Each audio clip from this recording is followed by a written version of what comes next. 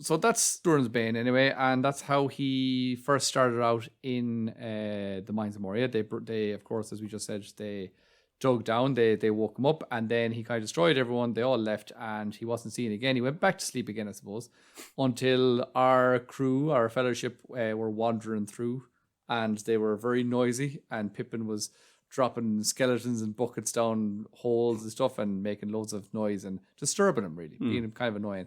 So I'm actually going to read you a little bit now from my book here, from the chapter The Bridge of Khazad-dûm from the Fellowship of the Ring.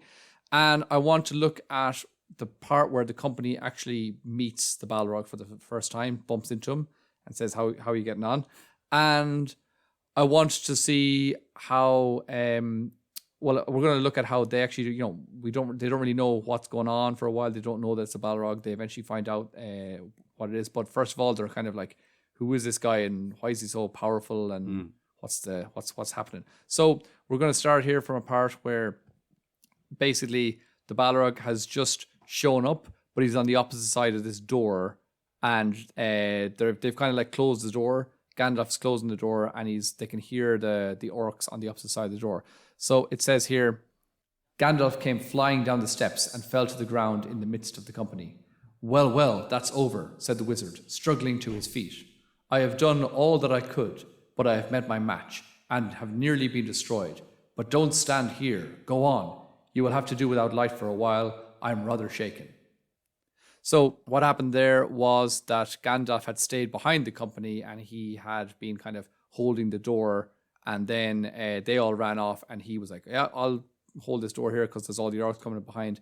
And then he tried to contest with this thing. So then later on he explains a bit more about what happened. So they go off, and I think it says that they walk around for about an hour, and then after an hour, Gandalf is talking about trying to find the next turn, and he says, I'll read on, I hope it is not far. I am very weary. I must rest here a moment, even if all the orcs ever spawned are after us. Gimli took his arm and helped him down to a seat on the step. What happened away up there at the door? He asked. Did you meet the beater of the drums?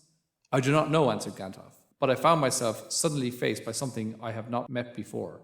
I could think of nothing to do but try and put a shutting spell on the door. I know many, but to do things of that kind rightly requires time, and even then the doors can be broken by strength.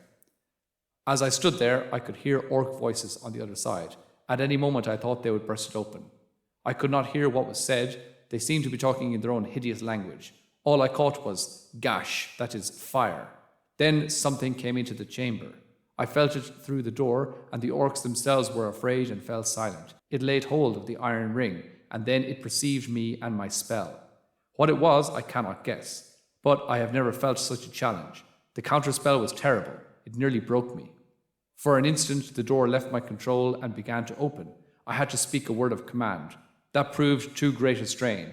The door burst in pieces. Something dark as a cloud was blocking out all the light inside, and I was thrown backwards down the stairs. All the wall gave way, and the roof of the chamber as well, I think. I have never felt so spent, but it is passing.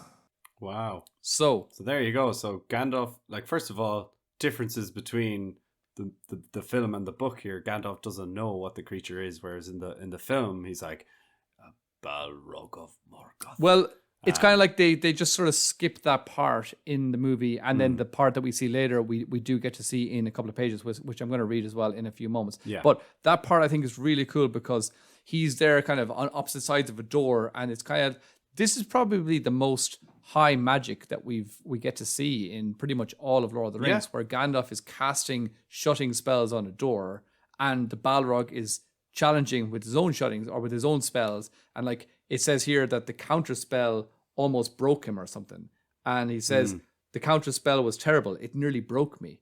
And we see these parts where Gandalf is like, I've never had such a challenge in my life. So again, as we saw in Peter Jackson's one, and you mentioned it before, he kind of just seems like this big dumb kind of monster that's just hugely powerful and strong, but he's also really a really intelligent being. He knows magic, he knows spells, he can do counter spells.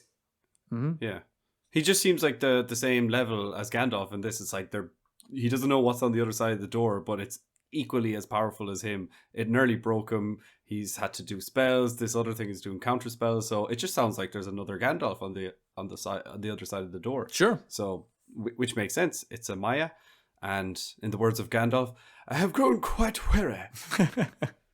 Also, remember that Gandalf is a Maya, but when he became an Istar, which is one of the wizards, he kind of sort of signed a contract to say, like, yeah, I'm not going to use my powers and I'm going to like reduce my power levels. So we don't really know too much about the level of this Maya, which is the Balrog. So this weakened Gandalf Maya could be like weaker than the Balrog, but like, obviously Gandalf ended up defeating him. So, maybe, yeah. We'll see. But yeah, but I just assumed that like the spirits of the Maya, like all up in Valinor or all up in heaven or doing whatever, they're all like super, super powerful and supercharged.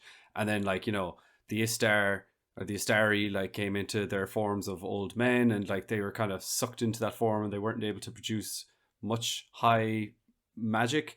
And I kind of feel the same way with the Balrogs. They're just Maya spirits that took the form of like these big demon things, and like they are constrained to their powers. So like Gandalf can still use magic, the Balrogs can still use magic, but nothing compared to what both of those beings would have been able to do up in the stairs.